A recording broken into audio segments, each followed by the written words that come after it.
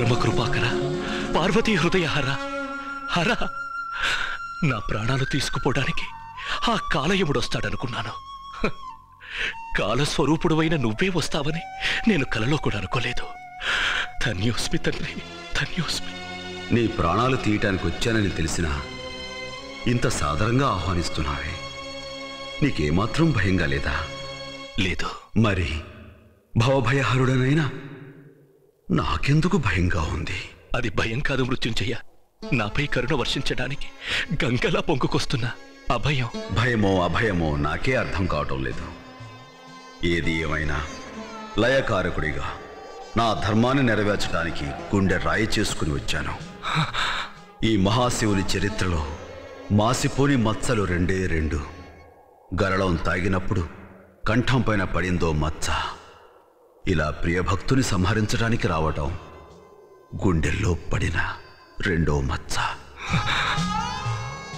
ఓ కఠిన కర్కశ పాషాణ వజ్ర సదృశ పాశమా, వెళ్ళు.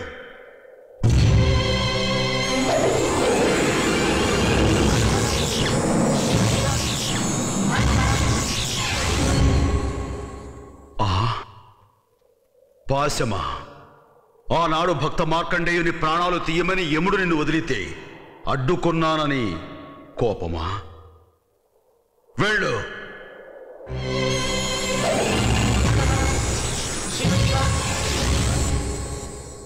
ఏమిది? ఈ దిక్పాలకుని ఆజ్ఞకే ధిక్కారమా? ఏమై ఉంటుంది? నువ్వేంటి పెట్టేది? నా ఊపిరినంత వరకు నిన్ను గడపలో కాలు పెట్టనివ్వను. పో. ఇంకోసారి ఆ మాట అన్నావంటే మళ్ళీ నీ గడపలో కాలు పెట్టు. అదా సంగతి. భక్తి పాశాన్ని కాదని నేనే లోపలికి వెళ్ళలేని ఇక ఈ యమపాశం ఎలా వెళ్ళగలుగుతుంది? మంజు, భక్తుల మాట నేను జవదాటలేను. నువ్వే గడప దాటి బయటికి రా. తప్పకుండా వస్తాను. నీ ఆజ్ఞను శిరసావహిస్తాను. అయితే నాదొక చివరి కోరికుంది, తీరుస్తావా స్వామి? శంభో అని అంటే చాలు రాటు తేలిన రాక్షసుల కోర్కెలే తీర్చి భోళాశంకరుడు అనిపించుకున్నవాణ్ణి. కోటి లింగాలలో నన్ను నిలబెట్టిన వాడివి. నీ కోరిక కాదంటానా? ఏమిటో అడుగు, అన్నపూర్ణాదేవి సాక్షిగా తీరుస్తాను. దయామయ్య, దయచేసి ఇంట్లోకొచ్చి నా ఆతిథ్యం స్వీకరించు. ఎలా? నీ కంఠంలో ప్రాణం ఉండగా నీ గడప తొక్కద్దన్నావుగా.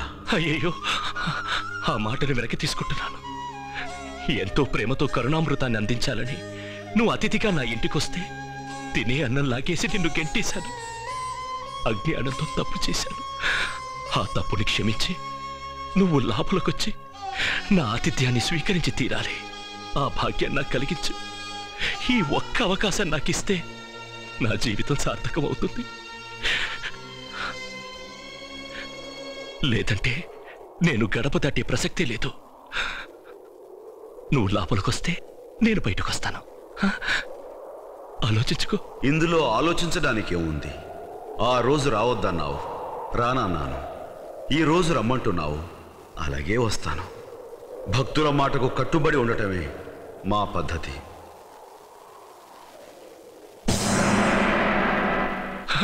రా స్వామి.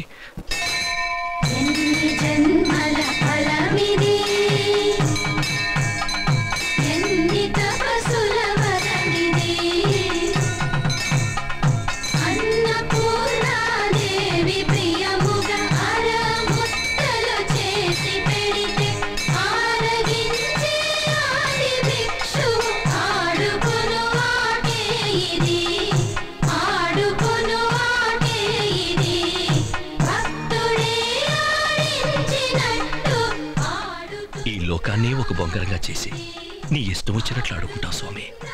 ఆ ఆటలు ఎంత అలిసిపోయావో ఏంటో. తిను.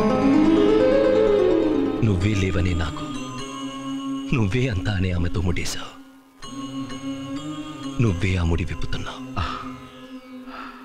తల్లి, తండ్రి, భార్య, బిడ్డలు, అన్న, తమ్ముడు, ఆస్తి, పాస్తి, ఇలా ఎన్నో బంధాలలో జీవుడిని ఇరికిస్తావు. ఆ చిక్కులన్నీ మృత్యువనే ఒక చిన్న స్పర్శతో చటుక్కున తెంపేస్తావు. ఆహా, నీకు సాటి నువ్వే లీలామయ్య.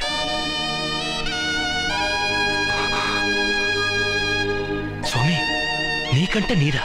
నా లీలలే నాకు గుర్తు చేసి కంట తడిపెట్టేలా చేస్తున్నావు. ఆనంద స్వరూప, నీకంట నీరు రాకూడదు. మంజు, ఎంత పెద్ద గాయం! ఇది చూడండి. ఇదేం పట్టించుకోకు స్వామి. ఇంకెంతసేపు ఈ గాయమే మాయం కాబోతుంది. ఇక గాయమేం చేస్తుంది? త్వరగా తిను స్వామి. ఆలస్యమైతే గుడికి వెళ్ళిన వాళ్ళందరూ తిరిగి వచ్చేస్తారు. వాళ్ళుండగా నన్ను తీసుకెళ్ళడం నీకు కొంచెం కష్టం అవుతుంది. అందుకే బాగా ఆలోచించి వాళ్ళందరినీ పంపించేశాను.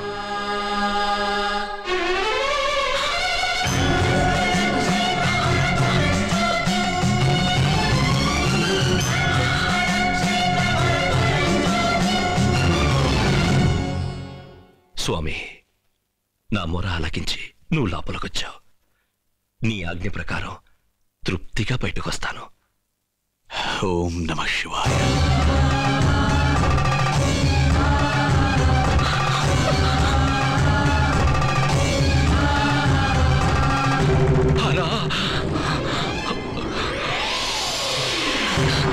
రానివను. నా ప్రాణాలున్నంత వరకు ఆయన్ని కడుపు దాటి రానివను.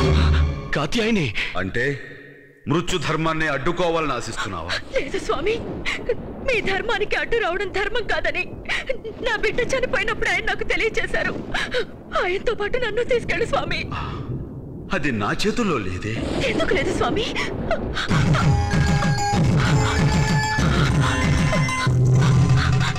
ఆయన నెత్తడితో పెట్టుకున్న ఈ బొట్టుని తుడి చెయ్యకు స్వామి. నువ్వే దీర్ఘ సుమంగళి భవాన్ని ఆశీర్వదించింది మర్చిపోకు. ఆయనతో పాటు నన్ను నీలో ఐక్యం చేసుకో. అర్ధనారీశ్వర, ఈ భక్తురాలి కోరికను మన్నించు, మన్నించు స్వామి. పుణ్య దంపతులారా, మీ అనన్యమైన భక్తి ప్రపత్తులతో ఈ అర్ధనారీశ్వరుణ్ణే బంధించి వేశారు. ప్రజలంతా మీలాగే మృత్యువుకు భయపడకుండా ధర్మంగా నడుచుకుంటే ఈ ప్రపంచమే ఒక ధర్మస్థలమే ప్రకాశిస్తుంది. అస్తు.